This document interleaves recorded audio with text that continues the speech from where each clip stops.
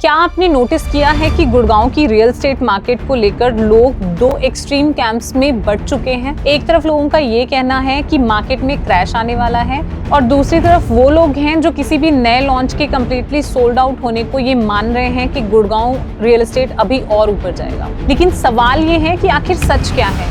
क्या गुड़गांव वाकई में एक बबल बन चुका है? क्या 2013 और 14 वाला क्राइसिस फिर से वापस आ सकता है,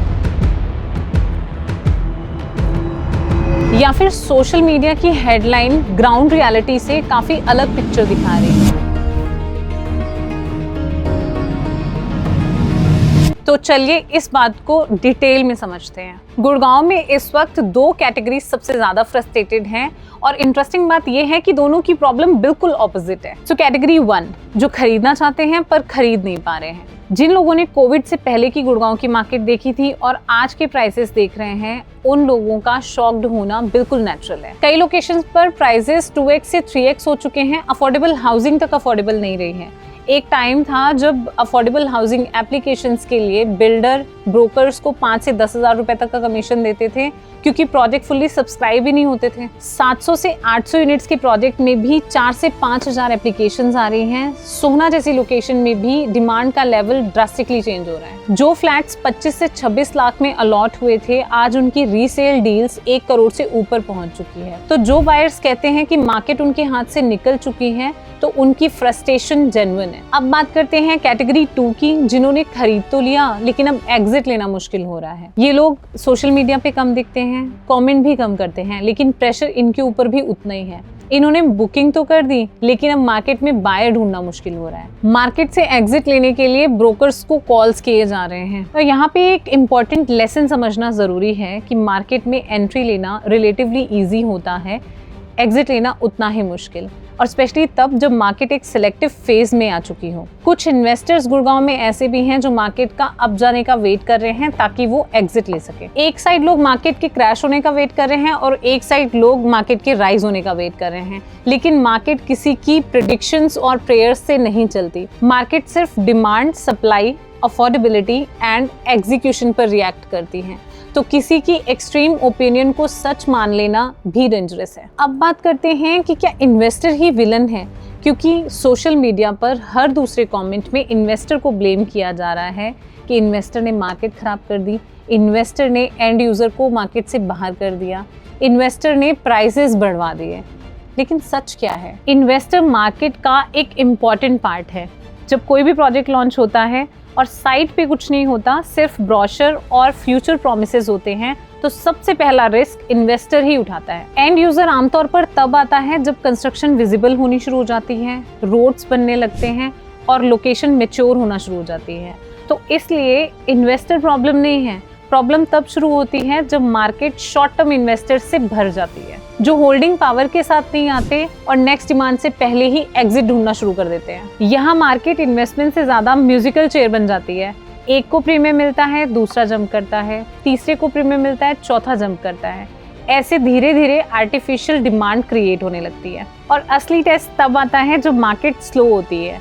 तब पता चलता है कि एक्चुअल बायर्स कितने हैं और इन्वेस्टर्स कितने हैं। एंड दूसरी कॉमन कंप्लेंट ये है कि बिल्डर सिर्फ लग्जरी पे फोकस कर रहा है। ऑनेस्टली ये कंसर्न में काफ़ी वेट है, क्योंकि गुड़गांव में अफोर्डेबिलिटी एक रियल चैलेंज बन चुका है। लेकिन मार्केट अभी इवॉल्व हो रही है। 2022, 23 एंड अर्ली 2024 का फेज अलग था। लगभग हर न्यू लॉन्च को एक अग्रेसिव रिस्पॉन्स मिल रहा था। अब मार्केट में बायर्स सिलेक्टिव हो गया है।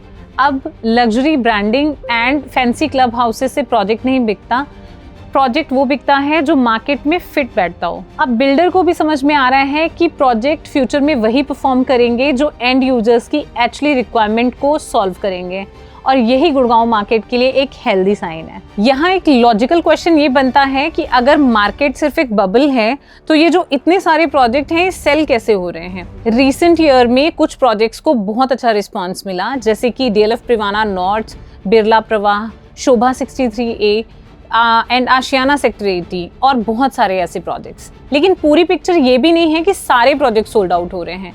इमार 86 का प्रोजेक्ट वो मोमेंटम नहीं पकड़ पाया जो एक्सपेक्टेड था, एंड मानेसर GIC की भी प्राइसिंग बिल्डर को एडजस्ट करनी पड़ी। लेकिन इसका मतलब क्या हुआ? सिंपल, कि मार्केट डेड नहीं हुई है और ब्लाइंड भी नहीं हुई है। सारे प्रोजेक्ट्स नहीं बिक रहे हैं, सिर्फ सही प्रोजेक्ट बिक रहे हैं। अब इम्पॉर्टेंट लाइन ये है कि ना तो मार्केट क्रैश मोड में है, ना मार्केट फ्रीज मोड में है, अब मार्केट सिलेक्टिव मोड में है। आज प्रोजेक्ट 3 चीजों पर टेस्ट किया जा रहा है: location, pricing and product quality. अगर ये तीनों चीजें स्ट्रॉन्ग हैं तो मार्केट में अच्छा रिस्पॉन्स आ रहा है। अगर ये तीनों चीजें स्ट्रॉन्ग नहीं है तो बायर इसको इग्नोर भी कर रहा है। ये मैच्योरिटी का साइन है, ना कि वीकनेस का। अब बात करते हैं कि क्या रियल एस्टेट मार्केट में 2013 और 14 वाला फेज वापस आ सकता है। ये कंपैरिजन आज की डेट में सबसे ज्यादा किया जाता है। लेकिन क्या आज की मार्केट और 2013-14 की मार्केट सेम है? बिल्कुल भी नहीं। उस वक्त रेरा नहीं था, एस्ट्रो मैकेनिज्म नहीं था, कोई मॉनिटरिंग नहीं थी और बिल्डर फंड्स को मल्टीपल प्रोजेक्ट्स में डाइवर्ट कर देते थे, जिससे कि मार्केट स्लो हुई और पूरा सिस्टम हिल गया। लेकिन आज की सिचुएशन कुछ और है। आज कंप्लायंस का प्रेशर है, रेरा भी है, एस्ट्रो अकाउंट है और मॉनिटरिंग काफ़ी स्ट्रॉन्ग है। तो क्या रिस्क ज़ीरो हो गया? नहीं, रिस्क कभी भी ज़ीरो नहीं होता। प्रोजेक्ट आज भी डिले हो सकते हैं, वीक प्लेयर्स आज भी स्ट्रगल कर रहे हैं, लेकिन हर डिले को स्कैम बोल देना भी फेयर एनालिसिस नहीं है। तो ग्राउंड रियलिटी क्या कहती है? अगर आप एक्चुअल साइट्स पर जाकर देखेंगे तो मेजॉरिटी प्रोजेक्ट्स की कंस्ट्रक्शन प्रोग्रेस विजिबल है। कहीं पर बहुत फास्ट है, कहीं पर एवरेज है, तो कहीं पर थोड़ी स्लो भी है। लेकिन ओवरऑल पिक्चर भी 2013 और 14 जैसी नहीं है, इसलिए हर प्रोजेक्ट को हाउस ऑफ कार्ड बोलना भी कोई प्रैक्टिकल एनालिसिस नहीं है। अब गुड़गांव की सबसे बड़ी प्रॉब्लम ना तो इन्वेस्टर है, ना बिल्डर है और ना कोई सो कॉल्ड स्कैम। सबसे बड़ी प्रॉब्लम है अनरियलिस्टिक एक्सपेक्टेशन। जो खरीद नहीं पाए वो 50% मार्केट क्रैश होने का वेट कर रहे हैं और जो फंसे हुए हैं वो मार्केट राइज होने का वेट कर रहे हैं। दोनों अपनी पोजीशन के हिसाब से मार्केट को देख रहे हैं, लेकिन रियलिटी इन दोनों एक्सट्रीम्स के बीच में है। अब लास्ट में आते आते हम ये बात करते हैं कि आने वाले 3 से 4 साल गुड़गांव रियल एस्टेट के लिए बहुत ही इंटरेस्टिंग होने वाले हैं।